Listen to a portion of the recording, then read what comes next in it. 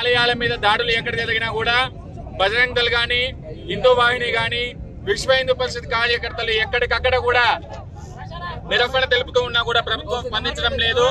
ఈ యొక్క షాద్ నగర్ లో జరిగినటువంటి దాడిపై ప్రభుత్వం గాని, జిల్లా యంత్రాంగం గాని స్పందించకపోతే మరికొద్ది రోజుల్లోనే పెద్ద ఉద్యమాన్ని ప్రారంభిస్తామని కూడా తెలియజేస్తూ ఉన్నాము.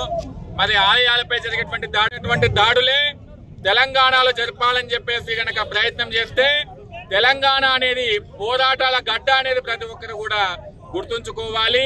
తెలంగాణ సాధించుకోవడం కోసము ఎందరో ప్రాణత్యాగాలు చేశారు. కానీ ఇప్పుడు ప్రాణత్యాగం చేసేటువంటి అవసరం కాదు, ప్రాణాలు తీసేటటువంటి పరిస్థితిని కల్పించవద్దని చెప్పేసి ఈ యొక్క ప్రభుత్వాన్ని విన్నవిస్తూ ఉన్నాము. ఇకనైనా మీరి పరిపాలన కొనసాగిస్తున్నప్పటి నుంచి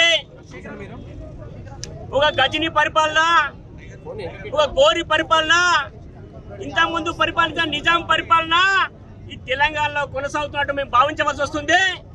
ఎందుకంటే నిజాం పరిపాలన లోపల మందిరాలపై దాడులు జరిగినాయి, విగ్రహాలు ధ్వంసం అయిపోయినాయి, మహిళలపై దాడులు జరిగినాయి, అనేక రకాల మానభంగాలు జరిగినాయి. కానీ ఈరోజు తెలంగాణలో చూస్తుంటే ఇంతకుముందు కేసీఆర్ పరిపాలనలో ఎలాంటి హిందువులకు అనుమానాలు జరిగినాయో, ఎలాంటి మందిరాలపై దాడులు జరిగినాయో ఈ రోజు కూడా మీ యొక్క పరిపాలన లోపల మందిరాలపై దాడులు జరుగుతున్నాయి. ఇప్పటికీ తెలంగాణ లోపల 10 సంఖ్యల లోపల మందిరాలపై దాడులు జరిగినాయి. కొన్ని మందిరాల పేర్లు మాత్రమే బయటకు వచ్చాయి. మీ ప్రభుత్వ యంత్రాంగ అధికారులు చెప్తున్నారు మొన్న సరస్పేట లోపల ఒక విగ్రహం పైన ముస్లింస్ దాడి చేస్తే ఒక ఆవుచ్చి గుద్దిపోయిందని చెప్తున్నారు. అదే విధంగా మొన్న ముత్యాలమ్మ గుడి పైన దాడి చేసిన వాడు ఇవాళ గాంధీ హాస్పిటల్ లోపల